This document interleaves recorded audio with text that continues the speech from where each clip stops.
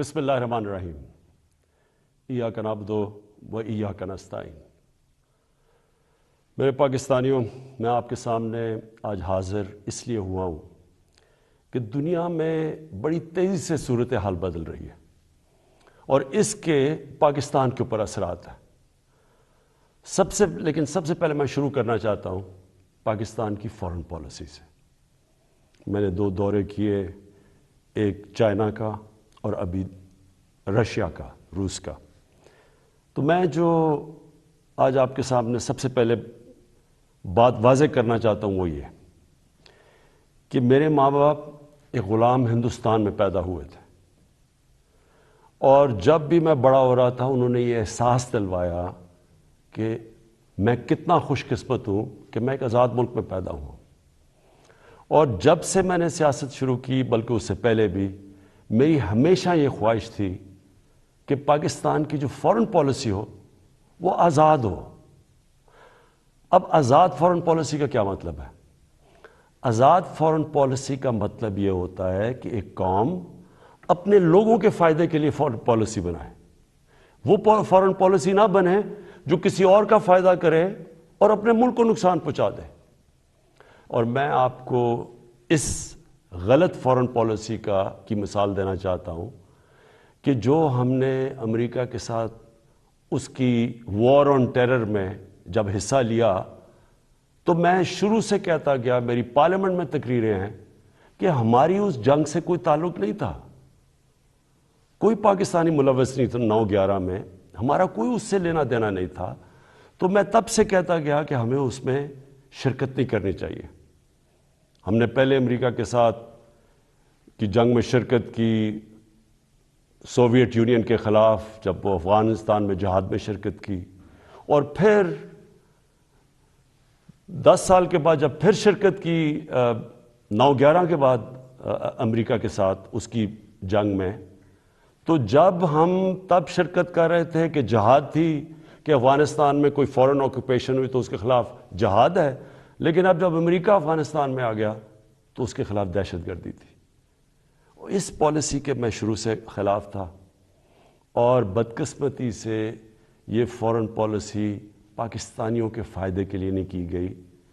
اس کی وجہ سے 80,000 پاکستانیوں کی شہادتیں ہوئیں، ہمارے 35 لاکھ لوگوں کی نقل مکانی ہوئی، قبائلی علاقہ تباہ ہوا، ہمیں $150 ارب سے زیادہ ملک کو نقصان ہوا۔ لیکن جو اس کی سب سے شرمناک بات کیا تھی کہ دنیا کی تاریخ میں پہلی دفعہ ایک ملک کسی کی حمایت میں جنگ لڑ رہا ہے اور وہ ملک اسی ملک کے اوپر بمباری کر رہا ہے۔ ہمارے ملک میں 400 سے زیادہ ڈرون اٹیکس کیے گئے، ہمارے ہی دوست کہ جس کے لیے ہم جنگ لڑ رہے تھے۔ اس سے بھی زیادہ شرمناک چیز کیا ہے کہ ملٹری ڈکٹیٹرز تو ہمیشہ تاریخ ہے پاکستان کی کہ وہ ہمیشہ چاہتے ہیں کہ دنیا ان کو ایکسیپٹ کرے، ان کو مانے، ان کو لیجٹمائز کرے، اور وہ ہمیشہ آسان ہوتے ہیں سپر پاورز کے لیے استعمال کرنا۔ لیکن جنرل مشرف کے دور میں تو صرف 10 ڈرون اٹیکس ہوئے، لیکن جو 2 ڈیموکریٹک لیڈرز آئے، آصف زرداری اور نواز شریف، 10 سال، ان کے 10 سال میں 400 ڈرون اٹیکس ہوئے۔ اب میں سوال یہ ہے، اور میں پھر سے واپس آتا ہوں کہ آزاد فارن پالیسی کیا ہوتی ہے؟ آزاد فارن پالیسی تو یہ ہونی چاہیے تھی کہ یہ 2 ڈیموکریٹک لیڈرز کو امریکہ کو کہنا چاہیے تھا کہ ہمارے جب آپ بمباری کر رہے ہیں، ہمارے لوگ مار رہے ہیں، اس میں عورتیں بچے مار رہے ہیں، بے قصور لوگ مار رہے ہیں، تو کیا 2 ڈیموکریٹک لیڈرز کو سٹینڈ نہیں لینا چاہیے تھا اس کے اوپر؟ ایک سٹیٹمنٹ نہیں دی دونوں نے، بلکہ آصف زرداری نے اس کو، ایک باب وڈورڈ جو بہت بڑا صحافی ہے امریکہ کا، وہ اپنی کتاب میں لکھتا ہے کہ آصف زرداری نے امریکہ کے آرمی چیف کو کہا کہ کولیٹرل ڈیمیج سے مجھے کوئی فرق نہیں پڑتا، جو ڈرون اٹیک سے جو بے قصور لوگ مرتے ہیں۔ اور یہ کیوں ہے؟ میں صرف آپ کو اس لیے یہ شروع میں بات فارن پالیسی کی، یہ اس لیے ہے کہ جب ملک کے سربراہوں کے پیسے اور جائیداد ملک سے باہر پڑی ہوتی ہے، جب ان کے اربوں ڈالرز کی پراپرٹی اور بینک بیلنسز اور آف شور اکاؤنٹس ہوتے ہیں، وہ کبھی اس ملک کی بہتری کے لیے فائدہ نہیں کرتے، وہ اپنے پیسے بچانے کے لیے کرتے ہیں۔ اور آج روس کے جو بڑے بڑے بزنس مین، جن کو اولیگارکس کہتے ہیں، جن کے پیسے پڑے ہوئے ہیں لنڈن اور جن کی پراپرٹیز ہیں وہاں، آج جب سے یہ جنگ شروع ہوئی ہے انہوں نے سب فریز کرنے شروع کر دیے، ضبط کرنے شروع کر دیے جو ان کے پیسے پڑے ہوئے ہیں، ان کے بزنس مین کے پیسے پڑے ہوئے ہیں مغربی بینکس میں اور مغربی کیپٹلز میں۔ تو اس لیے ہمارے ملک کی پالیسی آزاد ہو ہی نہیں سکتی۔ اور میں اپنی قوم کو آج کہنا چاہتا ہوں، آپ جب ووٹ ڈالیں تو یہ سمجھ جائیں کہ اگر اس ملک میں آپ آزاد فورن پالیسی چاہتے ہیں تو کبھی اس پارٹی کو ووٹ نہ ڈالیں جن کے سربراہ کے پیسے اور دولت اور جائیداد ملک سے باہر پڑی ہیں، وہ کبھی آزاد فورن پالیسی نہیں بنائیں گے۔ میں نے جتنے بھی دورے کیے، 2 چین کے بڑے امپورٹنٹ دورے تھے، اللہ کا کرم ہے کہ ہمارے ملک کو بھی عزت ملی اور پاکستان کے لیے انشاءاللہ وقت ثابت کرے گا بڑے زبردست۔ ہم نے دونوں جگہ بات چیت کی، خاص طور پہ چین پہ۔ جو روس میں ہم نے جانا تھا، اس لیے ہم نے جانا تھا کہ ہم نے 20 لاکھ ٹن گندم امپورٹ کرنی ہے روس سے۔ اور دوسری چیز، جو روس ایک ایسا ملک ہے جس میں میرے خیال میں دنیا کی 30% گیس ہے، تو آگے جس طرح پاکستان کی گیس کم ہو رہی ہے، ہم نے انشاءاللہ ان سے ہم نے جو معاہدے کیے ہیں کہ ان سے ہم گیس امپورٹ کریں گے۔ اور چین کے سامنے ابھی تھوڑی دیر کے بعد انشاءاللہ اس قوم کے سامنے آ جائے گا کہ جس طرح کے چین کے ساتھ ہمارے معاہدے ہوئے ہیں، اور خاص طور پہ سی پیک کا جو دوسرا فیز ہے۔ اب دوسری بات صرف میں نے مختصر کرنی تھی، اس سے پہلے میں جو ملک کے مسائل کے ہم نے حل سوچے، میں نے اور میری ٹیم نے، وہ آپ کے سامنے رکھوں گا۔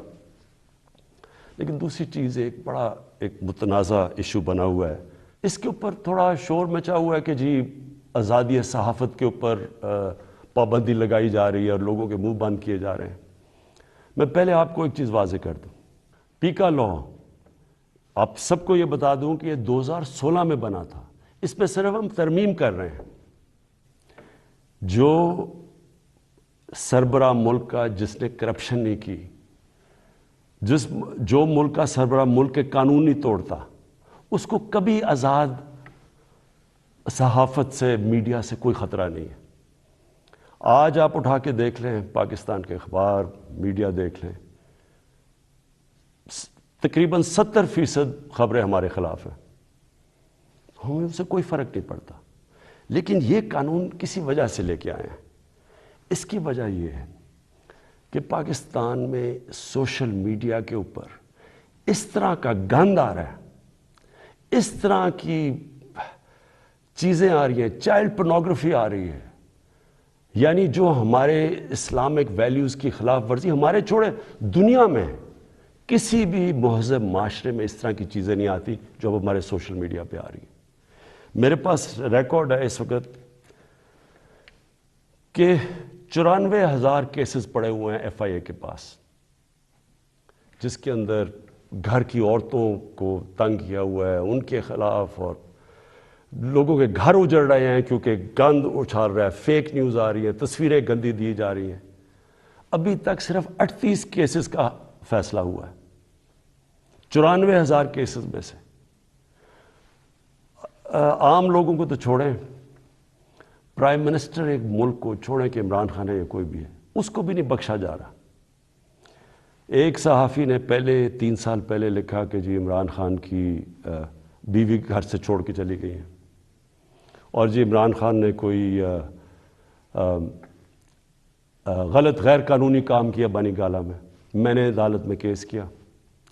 3 سال ہو گئے ہیں، پرائم منسٹر کو ابھی تک کوئی انصاف نہیں مل رہا۔ وہی پھر سے صحافی لکھتا ہے اب پھر کہ جی ان کی بیوی گھر چھوڑ کے چلی گئی ہیں۔ ملک کا پرائم منسٹر اگر اس سے یہ ہو سکتا ہے، اس طرح کا اس کے خلاف وہ عورتیں جن کا کوئی سیاست سے تعلق نہیں ہے، تو سوچیں باقی لوگوں کا یہاں کیا ہوگا. یہی صحافی جب اس نے نواز شریف کے دوسرے دور میں اس کے کرپشن پہ لکھا تھا, اس کو 3 دن اس نے بند کر کے ڈنڈے مارے تھے. ہم جا رہے ہیں قانونی طور پہ, اور یہ حال ہے کہ یہاں بھی یہ حال ہے کہ ہمارے ایک وزیر کے خلاف کسی خاتون نے لکھا, اس نے انگلینڈ میں جا کے انصاف لیا, ادھر اس کو فائن کیا گیا. اب مراد سعید کے خلاف بات ہے, مراد سعید سوچ رہے ہیں انگلینڈ میں قانون لے جا کے کیس کرنا. شوکت خانم کے اوپر ایک میڈیا ہاؤس جنگ گروپ, انہوں نے شوکت خانم کے اوپر لکھا کہ شوکت خانم کا جو پیسہ ہے وہ تحریک انصاف کو جا رہا ہے. اتنی بھی زحمت نہیں کی کہ کم از کم شوکت خانم سے پوچھ تو لیتے, ان کا ورژن تو لے لیتے کہ کیسے چیک جو شوکت خانم ہے وہ تحریک انصاف کے اوپر جا رہا ہے. اب شوکت خانم پہلے ہی ایک نون لیگ نے, حنیف عباسی نے شوکت خانم کے اوپر اسی طرح کہا تھا کہ پیسہ چوری ہو رہا ہے. وہ کیس 10 سال ہو گئے ہیں, وہ لوور کورٹ سے جیت چکی ہے شوکت خانم, 10 سال کے بعد بھی انصاف نہیں. تو اب شوکت خانم انگلینڈ میں جدھر رجسٹرڈ چیریٹی ہے اور امریکہ میں ادھر کیس کرنے جا رہی ہے اسی جنگ گروپ کے اوپر. تو کہنے کا میرا مقصد یہ ہے کہ یہ تو دنیا میں کہیں بھی نہیں ہوتا. آزادی صحافت کے نام پہ یا مافیاز بیٹھ کے بلیک میل کر رہے ہیں, ان کے ایجنڈے کچھ اور ہیں, یا ایسے صحافی بیٹھے ہیں جو پیسے لے کے یہ ساری گند اچھال رہے ہیں, بلیک میل کر رہے ہیں گورنمنٹ کے اوپر. میں نے آپ کو کہا کہ ساری زندگی میں نے تنقید دیکھی ہے, میں کرکٹ کیپٹن سے مجھے تنقید ہوتی تھی, میں نے سارے مغرب میں دیکھا ہوا ہے کہ کیا ہے. انگلینڈ کے اندر جدھر سے ہم نے جمہوریت کے ویلیوز لے کے آئے ہیں, میں نے انگلینڈ میں ایک کیس لڑا ہے, یہ جو ہرجانے کا کیس, سب سے بڑا ان کا کھلاڑی تھا جس کا میرا کیس ہوا تھا. مجھے پتہ ہے کہ کبھی بھی کسی کی جرت نہیں ہو سکتی جو یہاں چیزیں, جس طرح کی غیر ذمہ دارانہ چیزیں یہاں آتی ہیں, کسی کی جرت نہیں ہو سکتی کہ یہی جا کے آپ کسی اور جمہوریت کے اندر کریں. تو میں یہ صرف اس لیے کہہ رہا ہوں کہ یہ اس ملک کے لیے اتنا ضروری ہے. مجھے اتنے لوگ کال کرتے ہیں, مائیں کال کرتی ہیں, میسیجز دیتی ہیں کہ کس طرح کے حالات ہو گئے ہیں, کیونکہ کوئی پوچھنے والا نہیں ہے. تو اس کے اوپر میں نے صرف یہ کلیئر کرنا تھا کہ اس کا کوئی آزادی صحافت سے تعلق نہیں ہے. جو اچھے صحافی ہیں وہ خوش ہوں گے کہ فیک نیوز ختم ہو, وہ تو ان کی تو کریڈیبلٹی ہوتی ہے کہ صحیح, اور اچھی صحافت تو ایک اثاثہ ایک معاشرے کا. ان کی جو تنقید ہوتی ہے وہ ہمارے پرائم منسٹر وزیروں کو آگاہ رکھتی ہے کہ ہم نے کیا کرنا ہے, ہم کیا غلطیاں کر رہے ہیں. لیکن یہ بلیک میل کرنا, گند اچھالنا, گھر کی عورتوں کو اس طرح کی چیزیں کہنی, پرائم منسٹر, ملک کا پرائم منسٹر, اب یہ 3 مین اخبار ہیں یہاں.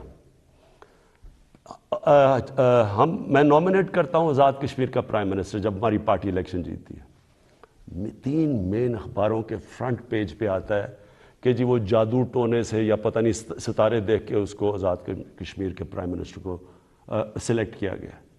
یہی چیز کہیں بھی انگلینڈ اور مغرب کے اخباروں میں کرتی ہے. میں آپ کو یقین دلاتا ہوں کہ ان کے اوپر اتنا بڑا ہرجانہ ہونا تھا کہ ان کی شاید اخبار ہی بند ہو جاتے. اب میں دوسری چیز پہ آنا چاہتا ہوں, کیونکہ میں آپ کو یہ بتانا چاہتا ہوں کہ ہم اب ہمارے جو حالات ہیں ان کے اوپر ہم نے اب کیا بڑی محنت کر کے ہم نے کیا تجویزیں سوچی ہوئی ہیں. تو سب سے پہلے کہ میں آپ کو صرف یہ یاد کرانا چاہتا ہوں, اور یہ ضروری ہے یاد کرنا, کیونکہ اگر تو مجھے سوئٹزرلینڈ کی اکانومی ملی ہوتی تو بڑا اچھا ہوتا. آج اسی پر بتاتے کہ وہ حالات تب یہ تھے تو اب آپ نے کیا کیا ہے. تو جب ہمیں اکانومی ملی تھی 2018 میں, جو سب سے بڑا پاکستان کی تاریخ کا خسارہ تھا, اندرونی بھی فسکل ڈیفیسٹ بھی اور بیرونی جس کو کرنٹ اکاؤنٹ ڈیفیسٹ کہتے ہیں, وہ پاکستان کی تاریخ میں سب سے بڑا ڈیفیسٹ تھا. ہمارے جو فورن ایکسچینج ریزروز تھے وہ مشکل سے 3 ہفتے کی بھی امپورٹس کے لیے کافی نہیں تھے. ہماری کئی باہر کی لائبلٹیز جو تھی ہم پیسے نہیں دے سکتے تھے, وہ پاکستان ملا تھا.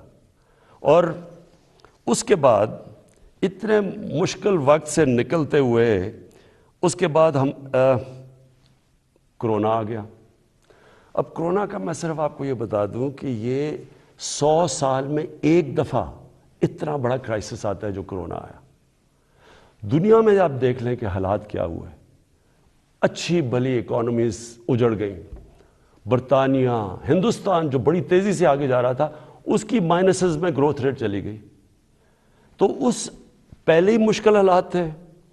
ہماری جو گروتھ ریٹ تھی وہ 0.2% بھی نہیں تھی. تو پہلے ہی برے حالات تھے، اوپر سے کرونا آ گیا. تو اس کرونا کے وبا سے جس طرح پاکستان نے ڈیل کیا اور کرتا آیا وہ میں ابھی بعد میں بتاؤں گا. لیکن اس کے بعد دو اور چیزیں ہو گئیں. جب کیونکہ پہلے تو کرونا آ کے لاک ڈاؤنز ہو گئے، اس کے اپنے مسئلے آئے. اس کے بعد جب لاک ڈاؤنز اٹھنے شروع ہوئے تو سپلائی لائنز افیکٹ ہوئی تھی. اس سے ایک کموڈٹی سپر سائیکل کہتے ہیں، یعنی جو کموڈٹیز تھیں وہ تاریخی مہنگی ہو گئی. اس سے کیا ہوا کہ دنیا کے اندر مہنگائی آ گئی، انفلیشن آ گئی. تو میں صرف آپ کے سامنے رکھنا چاہتا ہوں کہ اب میں صرف یہ اس لیے بتا رہا ہوں کہ ہم کوئی دنیا سے علیحدہ تو نہیں ہے نا. کئی چیزیں ہیں جن کو ہم امپورٹ کرتے ہیں. تیل ہے، گھی ہے، 70% امپورٹ کرتے ہیں. دالیں امپورٹ کرتے ہیں 70%. یہ ساری جتنی چیزیں تھیں، اور بجلی جو ہماری ہے وہ اگر آپ 60% جو بجلی ہے وہ امپورٹڈ فیول سے بنتی ہے، یعنی یا کوئلے پہ یا گیس پہ اور یا پھر تیل پہ. تو سب مہنگی ہو گئی. لیکن میں پہلے آپ کو بتانا چاہتا ہوں کہ جو ہمارے سے بڑے مضبوط ملک تھے ان کے کیا حالات ہوئے. سب سے پہلے امریکہ کی سب سے تکڑی اکانومی سمجھی جاتی ہے. 40 سال میں سب سے زیادہ مہنگائی امریکہ میں ہوئی. 5 گنا زیادہ وہاں مہنگائی ہوئی. یعنی امریکہ کے اندر 1.5% سے زیادہ چیزیں مہنگی نہیں ہوتی. یہ 10 سال تک اتنی رہتی ہے مہنگائی، 1.5%. وہاں مہنگائی پہنچ گئی 7.5% پہ.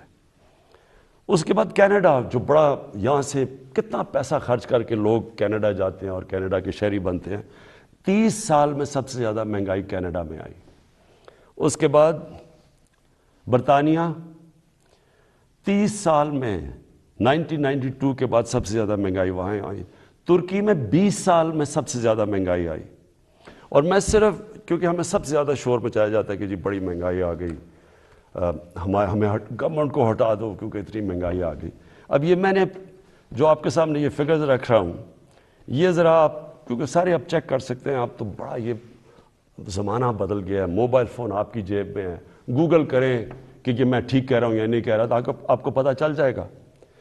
اب ذرا یہ سنیں، پیپلز پارٹی کی پہلے دور میں 71 سے لے کے 77 تک 13.9% اوسط مہنگائی ہوئی اس دور میں.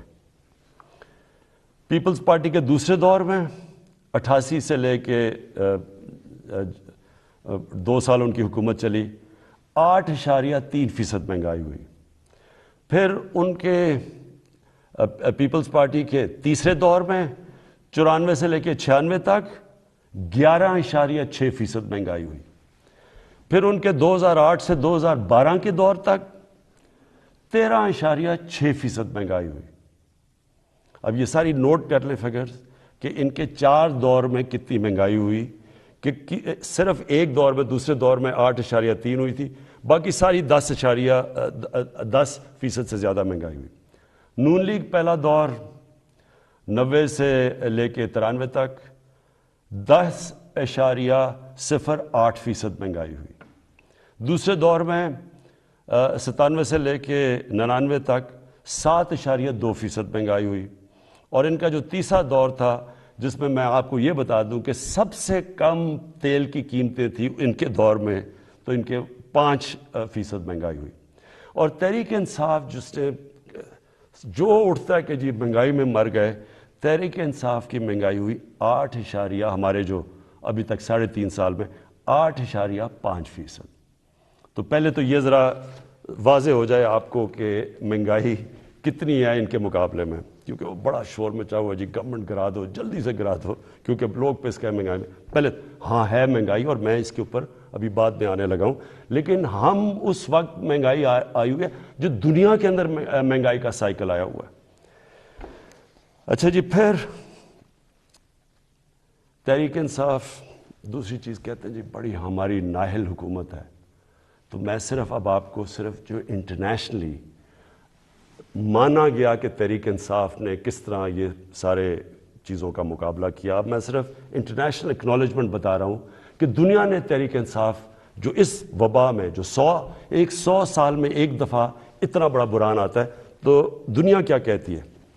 سب سے پہلے اکانومسٹ میگزین جو دنیا میں ساری دنیا کی اکانومیز کا جائزہ لیتی ہے، وہ کہتی ہے کہ 3 سالوں کے اندر جو یہ کرونا کا دور ہے، جو ملک ٹاپ 3 میں 190 ملکوں میں جو سب سے اوپر، جس نے سب سے بہتر طریقے سے اپنی معیشت بھی بچائی اور اپنے لوگوں کو بچایا، ان 3 میں پاکستان ہے. ورلڈ بینک نے تعریف کی، ورلڈ اکنامک فورم نے تعریف کی، ورلڈ ہیلتھ آرگنائزیشن نے خود مثال دی پاکستان کی کہ جس طرح انہوں نے اس چیلنج کا مقابلہ کیا. تو اگر اتنا نااہل ہوتا ملک، تو دنیا کے اندر جدھر ساری دنیا کی بڑی بڑی اکانومیز، ہمارے سے بہتر سسٹمز جن ملکوں کے تھے، اگر وہاں اتنی تباہی آئی ہے اور پاکستان اس سے نکلا ہے. بل گیٹس جب ابھی مجھے ملنے آئے تو انہوں نے خاص پوچھا کہ کیا آپ نے قدم اٹھائے تھے کہ آپ اتنے بڑے چیلنج سے آپ اتنی بہتر نکلے. وہ باقاعدہ NCOC جدھر سے ہمارا سارا یہ کنٹرول ہم کرتے تھے، باقاعدہ وہاں گئے، انہوں نے تعریفیں کی اور پھر یہ بھی تعریف کی کہ ایک طرف ہم کرونا سے لڑ رہے تھے اور دوسری طرف اب پچھلے سارے سال میں کوئی پاکستان میں پولیو کا کیس نہیں ہوا. تو یہ اگر حکومت اتنی نااہل تھی. پھر اس کے بعد جو ہمارا احساس پروگرام ہے، احساس پروگرام کو ورلڈ بینک نے دنیا کے 4 ٹاپ پروگرامز کے اندر کہا گیا کہ جو سب سے بہترین احساس پروگرام تھا اس مشکل وقت میں، جنہوں نے لوگوں کے لیے آسانیاں پیدا کری، وہ تھا. پھر اس کے علاوہ میں صرف ایک اور بھی ایڈ کرنا چاہتا ہوں کہ کبھی ہمارے سے پہلے مجھے بتائیں یہ 2 جماعتیں، کبھی انٹرنیشنلی کسی چیز میں ان کی کوئی تعریف کی گئی ہو؟ کلائمیٹ چینج کے اندر برطانیہ کے پرائم منسٹر نے یونائٹڈ نیشنز جنرل اسمبلی میں پاکستان کی تعریف کی کہ پاکستان جس طرح کلائمیٹ چینج سے جو اگلا بہت بڑا مسئلہ دنیا کو آ رہا ہے، اس نے صرف اور صرف پاکستان کی تعریف کی. اچھا جی، اس کے بعد میں جو آپ کے سامنے جو ابھی چیزیں لے کے آ رہا ہوں کہ ہم نے کرنا کیا ہے تاکہ آپ سب، میری ساری قوم تیار ہو جائے اس کے لیے. اب اس سچویشن کے اندر اب میں ذرا آپ کو بتاؤں کہ ایک طرف اکانومی کا برا حال تھا، پھر اوپر سے کرونا آ گئی، پھر وہ ایک دنیا کے اندر قیمتیں چڑھ گئیں، اور پھر افغانستان کا کرائسس آ گیا. افغانستان میں کیا ہوا تھا؟ افغانستان میں لوگوں نے پینک کر کے ڈالر خریدنے شروع کر دیے. ڈالر آ کے انہوں نے پاکستان سے خریدے کیونکہ وہاں لوگوں کو انسرٹنٹی تھی. اس سے پریشر پڑ گیا ہمارے روپے کے اوپر. اور اس کے بعد وہ بھی میں بعد میں ہوں کہ اب یوکرین آ گیا، لیکن اس سے پہلے اب سوچیں کہ اس ساری چیز میں پاکستان نے اس مشکل وقت میں پاکستان کی جو اکانومی تھی، جو ہماری دولت میں اضافہ ہوا، جو گروتھ ریٹ تھی، اور وہ ورلڈ بینک ویریفائی کر رہا ہے، وہ 5.6% تھی. 5.6% نون لیگ کے آخری سال میں تھی، جب انہوں نے خسارہ کر کے، قرضے لے کے اور بڑے خسارے کر کے، جب انہوں نے جو ان کی بیسٹ 5ویں سال میں تھی، وہ تیسرے سال میں تحریک انصاف کے 5.6% تھی. یہ ہم نہیں کہہ رہے، یہ ورلڈ بینک نے ویریفائی کی ہے. اس کے علاوہ کیا ہوا؟ پاکستان کی دولتوں میں یہ کیسے اتنی زیادہ ہماری گروتھ ریٹ بنی؟ پاکستان کی تاریخ میں سب سے زیادہ ریمیٹنسز بیرون ملک پاکستانیوں نے بھیجی، 31 ارب ڈالر. یہ تقریباً 10 ارب ڈالر زیادہ تھی جو کہ ہمارے سے پہلے ریمیٹنس بھیجتے تھے. پاکستان کی تاریخ کی سب سے زیادہ ایکسپورٹس کی گئی. پچھلے 5 سال میں جو پچھلا نون لیگ کا دور تھا، ایکسپورٹس وہیں کی وہیں تھی. میں آپ کے سامنے ایک یہ رکھتا ہوں، یہ میں چاہتا ہوں کہ یہ ذرا آپ گراف دیکھ لیں. اس گراف میں آپ کو یہ نظر آئے گا کہ 2000 سے گراف ہے اور 2020 تک. اس گراف کے اندر آپ دیکھیں گے کہ یہ روانڈا اسی دور میں کدھر سے کدھر چلا گیا، ویتنام اس دور میں کدھر سے کدھر چلا گیا، چائنا اس کدھر گیا، ہندوستان کدھر گیا، بنگلہ دیش کدھر گیا، اور پاکستان سب سے نیچے. یعنی ہماری ایکسپورٹس بڑھی نہیں، اور جب تک ایکسپورٹس نہ بڑھیں وہ ملک آگے بڑھ ہی نہیں سکتا. تو ہم نے، مجھے اور فخر ہے اس چیز پہ کہ 38 ارب ڈالر کی پاکستان کی تاریخ میں سب سے زیادہ ہم نے ایکسپورٹس کی، ان سارے چیلنجز کے باوجود. پھر ہماری جو ٹیکس کلیکشن ہے، کوئی سوچ بھی نہیں سکتا تھا کہ جب لاک ڈاؤنز ہوئے ہوں اور اکانومی سلو ہوئی ہو، اس دور میں پاکستان کی جو ٹیکس کلیکشن ہے وہ 6000 ارب روپے سے زیادہ ہوئی. ریکارڈ ہے پاکستان کی تاریخ میں، اور یہ گروتھ تھی 31% ہماری ٹیکس کلیکشن کی گروتھ ہوئی. اور پھر سے میں ریپیٹ کرتا ہوں، یہ ساری جتنے بھی میں اعداد و شمار آپ کو دے رہا ہوں اپنے موبائل فون کے اوپر، یہ سب چیک کر سکتے ہیں. پھر جو 4 بڑی پاکستان کی فصلیں تھیں، گندم، چاول، شوگر، گنا اور مکئی، پاکستان کی تاریخ میں سب سے زیادہ ان کی پروڈکشن ہی نہیں ہوئی ان 4 کی، کیونکہ ہم نے پیکج دیے ہوا تھا اپنے کسانوں کو. قیمت بھی سب سے زیادہ ملی. تو صرف کسانوں کے پاس پہلی دفعہ 1100 ارب روپیہ اضافی پیسہ گیا کسانوں کے پاس. اور یہ اس سے کیا ہوا؟ کسانوں کے پاس جب پیسہ زیادہ گیا، ہم نے پہلے یہ شوگر ملز والے ان کو پیسے ٹائم پہ نہیں دیتے تھے، ان کی کٹوتی کر دیتے تھے، ان کو پیسے کم ملتے تھے، لائنیں لگی ہوتی تھیں ان کی، یعنی شوگر ملز کے باہر کسانوں کی. کیونکہ ہم نے قانون پاس کیے اور ہم نے ان کو صحیح پیسہ دلوایا، ان کو قیمت ملی، ٹائم پہ ملی، انہوں نے اپنی پیسہ لگایا زمین پہ، اس کی وجہ سے یہ پاکستان کی تاریخ میں اور بھی ہم نے قدم اٹھائے. کسان کارڈ ہے، لیکن اس کی وجہ سے ہماری اتنی زیادہ ریکارڈ پروڈکشن ہوئی. پھر ہماری جو لارج اسکیل مینوفیکچرنگ انڈسٹری تھی ان کو ہم نے انسینٹیوز دیے، 7.4% ادھر ہوئی. ہماری جو ٹاپ پاکستان کی 100 کمپنیز تھیں، انہوں نے 930 ارب روپے کا پروفٹ جو ریکارڈ کمایا، اس سے کبھی اتنا زیادہ پروفٹ ہی انہوں نے کمایا. اور میں چاہتا ہوں کہ یہاں لوگ بڑے بڑے منافع کریں تاکہ اور انویسٹرز آئیں، تاکہ اور خوشحالی آئے، تاکہ اور ملک کی دولت میں اضافہ ہو. پاکستان کا جو پرائیویٹ سیکٹر ہے اس کی کریڈٹ، یعنی انہوں نے جو قرضے لیے ہیں وہ پاکستان کی تاریخ میں سب سے زیادہ لیے، 1400 ارب روپیہ. اس کے بعد پاکستان کی جو ٹریکٹر سیل تھی یہ ریکارڈ ہوئی، 20% پچھلے سال سے زیادہ ٹریکٹرز بکے. ٹرکس 81% ٹرکس اور بسیں زیادہ بکی پاکستان میں. ٹیکسٹائل کی ایکسپورٹ پاکستان کی تاریخ میں سب سے زیادہ ہوئی، 16 ارب ڈالر، اور ہماری مین ایکسپورٹ ہی ٹیکسٹائل ہے. تیل کی کنزمپشن، یعنی ہمارا جو تیل 15% بڑھ گئی پاکستان میں تیل کی کنزمپشن. کیوں؟ کیونکہ ایکٹیویٹی بڑھ گئی، بزنس ایکٹیویٹی بڑھ گئی. کنسٹرکشن سیکٹر کے اندر، کیونکہ ہم نے کنسٹرکشن سیکٹر کو اٹھایا تھا سب سے پہلے، اس میں 1500 ارب روپیہ کنسٹرکشن سیکٹر کے اندر گیا. اور جس کی وجہ سے آپ نے دیکھا کہ جو ہمارے روزگار، لوگوں کا روزگار بھی بڑھا. اور پھر جو ہمارا فورن ایکسچینج تھا، جو ہمیں سب سے کم فورن ایکسچینج ریزروز رہ گئے تھے، ہمارے 23.2 ارب ڈالر کے فورن ایکسچینج ریزرو، تقریباً پاکستان کی تاریخ میں سب سے زیادہ ہمارے فورن ایکسچینج ریزروز ہیں. لیکن ہم نے یہ فیصلہ کیا، میرے پاکستانیوں، ہم نے یہ فیصلہ کیا کہ ہم یہ سمجھ رہے تھے کہ یہ جو ایک دم قیمتیں اوپر گئی ہیں تیل کی اور کموڈیٹیز کی دنیا کے اندر، تو ہم یہ سمجھ رہے تھے کہ اب نیچے آنی شروع ہو جائیں گی.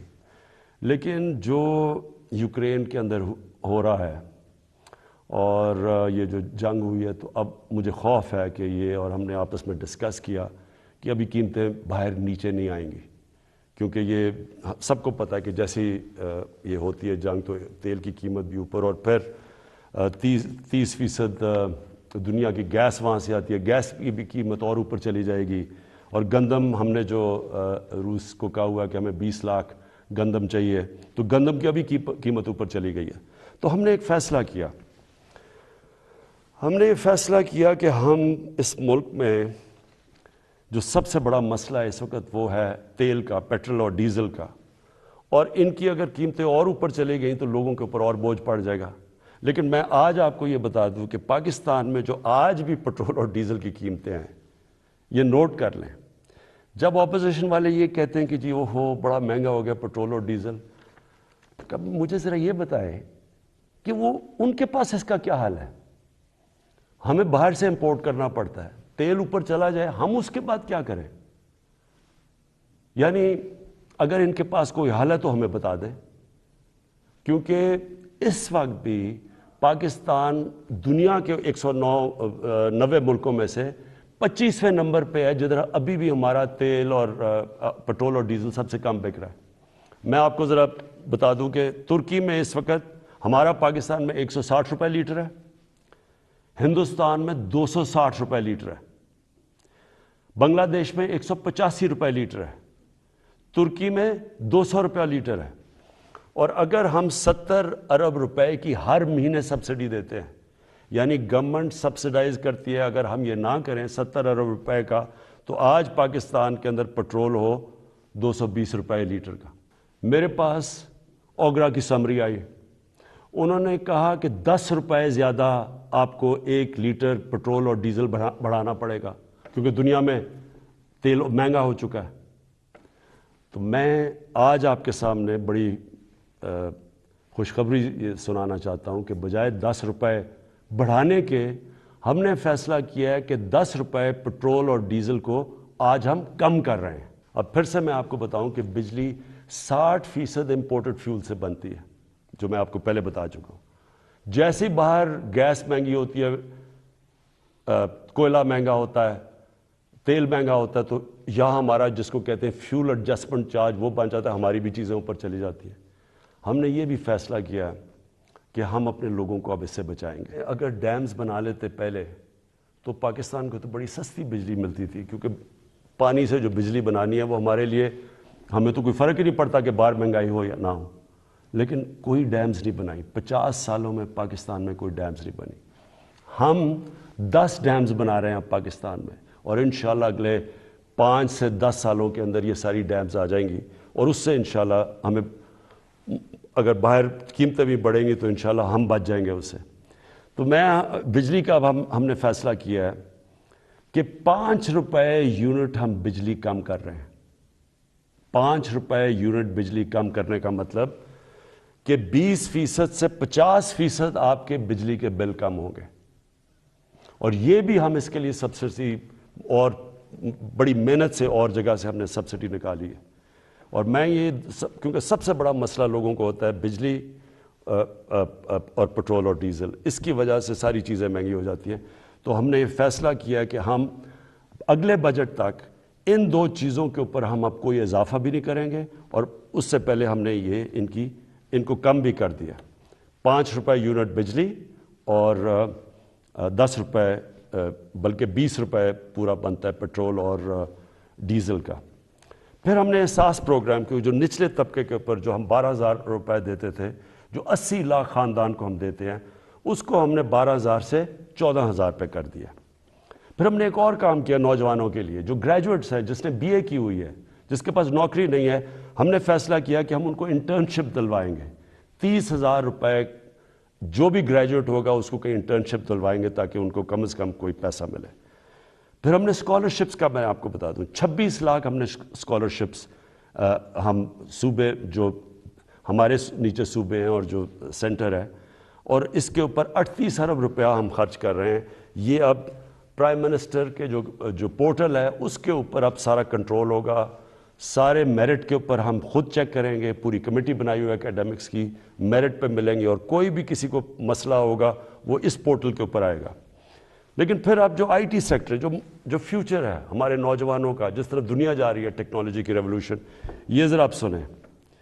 IT سیکٹر کے لیے اس میں IT کمپنیز بھی ہیں اور فری لانسرز بھی ہیں. پہلی چیز، ان کو 100% ہم نے ٹیکس معاف کر دیا. پھر سے سن لیں، IT سیکٹر کے اوپر چاہے وہ کمپنیز ہیں یا فری لانسرز ہیں، 100% ان کو ہم نے ٹیکس پہ چھوٹ دے دی. دوسری چیز، فورن ایکسچینج. اب تک ان کا ہم نے کوئی کنڈیشنز لگائی ہوئی تھی کہ اتنا فورن ایکسچینج آپ کو پاکستان میں رکھنا ہے. ہم نے مکمل طور پہ 100% فورن ایکسچینج پہ ان کو چھوٹ دے دی ہے کہ یہ چاہے کوئی اس کے اوپر ریسٹرکشن نہیں ہے، باہر لے جائیں اندر لے آئیں، 100% اب فورن ایکسچینج کی موومنٹ ان کے ہاتھ میں ہے، یعنی ہم نے ریسٹرکشن ساری ختم کر دی ہے۔ اور تیسری چیز، جو سٹارٹ اپس ہیں، جو بھی آئی ٹی کی سٹارٹ اپس ہیں، ان کو 100% ہم نے کیپٹل گینز ٹیکس سے ختم کر دیا، یعنی ان کا ٹیکس ختم کر دیا سارے سٹارٹ اپس کا، جو کیپٹل گینز ٹیکس ہے۔ اس کے بعد انڈسٹریل پالیسی، اب یہ بھی پہلے ہم نے کنسٹرکشن پالیسی لے کے آئے تھے جس کی وجہ سے کنسٹرکشن میں پاکستان میں اٹھ گیا، اب ہم لے کے آ رہے ہیں آپ کے لیے انڈسٹریل پالیسی۔ انڈسٹریل پالیسی میں ہم کیا کر رہے ہیں کہ جو بھی انڈسٹری لگائے گا، جو بھی پیسے لگائے گا انڈسٹری کے اندر، اس سے کوئی سوال نہیں پوچھے جائیں گے۔ یہ ہم نے کنسٹرکشن میں بھی شروع میں یہ کیا تھا۔ اور جو سکھ انڈسٹری ہے اس کی ریوائول کے لیے، اس کے لیے ہم آپ کے سامنے پورا پروگرام ہے، ان کے لیے ٹیکس کی چھوٹ دیں گے ان کو، اس کے ساتھ انشاءاللہ کل میں لاہور کے اندر آپ کو پورا انڈسٹریل پالیسی کا پورا پیکج دے دوں گا۔ اور پھر تیسری چیز، جو اوورسیز پاکستانیز ہیں، جب بھی وہ پاکستان کی انڈسٹری میں انویسٹ کریں گے یا وہ پاکستان کے انڈسٹریلس کے ساتھ جوائنٹ وینچر کریں گے، ان کو 5 سال کا ٹیکس ہالیڈے ہم نے کر دیا، 5 سال تک کوئی ٹیکس نہیں دیں گے۔ پھر ہمارا کامیاب پاکستان پروگرام ہے، سود کے بغیر قرضے دیں گے بزنس شروع کرنے کے لیے نوجوانوں کو، سود کے بغیر کسانوں کو دیں گے قرضے، سود کے بغیر وہ اپنی زمین پہ پیسہ خرچ کر رہے ہیں، اور پھر سستا سبسڈائز، بالکل جو غریب لوگ اپنا گھر بنانا چاہتے ہیں ان کو بالکل سستا قرضہ دیں گے۔ پھر اور یہ 407 ارب روپے کے قرضے ہیں جو یہ ان 3 ایریاز میں جائیں گے، لو کاسٹ ہاؤسنگ گھروں کے لیے، کسانوں کے لیے اور بزنس کرنے کے لیے شہروں میں 407 ارب کے قرضے یہ اگلے 2 سال میں ہم دیں گے۔ پھر آخری 2 چیزیں، مجھے بڑا فخر ہے کہ ہم نے بڑی مشکلوں سے پاکستان میں بینکوں کو راضی کیا، ان کے لیے ان کے سارے جو آسانیاں پیدا کی، سبسڈائز کیا کہ بینکس چھوٹے لوگوں کو قرضے دیں۔ ابھی تک تنخواہ دار لوگ وہ ابھی تک ان کو بینک قرضے نہیں دیتے تھے، کمزور یعنی جو مزدور ہوتے ہیں، ویلڈر ہوتے ہیں، وہ کام کرنے والے، ان کی سوچ بھی نہیں سکتے اپنے لیے گھر بنانا۔ بڑی ہمیں 1 سال لگایا، ہم نے پوری ان کے لیے آسانیاں پیدا کی، گورنمنٹ نے سبسڈائز کیے قرضے، آسانیاں پیدا کی تاکہ اگر ایک آدمی اپنے گھر میں جو ایک کرائے کا گھر لیتا ہے، جو کرائے کے اوپر پیسے دیتا ہے، اسی پیسوں کی وہ قسطیں بن جائے اور اس کا اپنا گھر ہو جائے۔ تو مجھے بڑی خوشی یہ ہے کہ بینکوں نے اب تک اس میں 150 ارب روپے کے لو انکم غریب لوگوں کی جن کی آمدنی نہیں ہے ان کو دے چکے ہیں اپروولز، جس میں 50 ارب روپیہ ان گھروں کے لیے دے چکے ہیں، یعنی وہ کام شروع ہو گیا، گھر بننے شروع ہو گئے۔ اور آخر میں صحت کارڈ، مجھے سب سے زیادہ فخر یہ ہے کہ ہمارے جو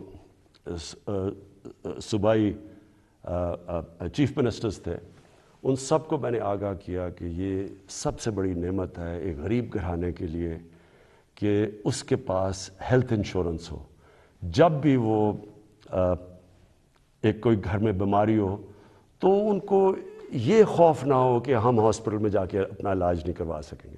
اور پھر وہ کئی دفعہ گورنمنٹ ہاسپٹلز میں جاتے ہیں تو وہاں ڈاکٹرز نہیں ہوتے، اور خاص طور پہ دیہاتوں کے اندر ڈسٹرکٹس میں ڈاکٹرز نہیں ہوتی، نرسز نہیں ہوتی، اور وہ سارے شہروں میں آتے ہیں، دھکے کھاتے ہیں۔ یہ جو صحت کارڈ ہے یہ پاکستان کی تاریخ میں نہیں، یہ شاید ڈیولپنگ ورلڈ میں بھی، بلکہ ڈیولپڈ ورلڈ میں بھی اس طرح کا کہ آپ نے ہر گھرانے کو، ہر جو ہمارے صوبے ہیں سندھ کے علاوہ، کیونکہ پروونشل گورنمنٹس اس کا پیسہ دے رہی ہیں، ہر گھرانے کے لیے ہم انشاءاللہ مارچ کے آخر تک پنجاب میں ہر گھرانے کے پاس صحت کارڈ ہوگا۔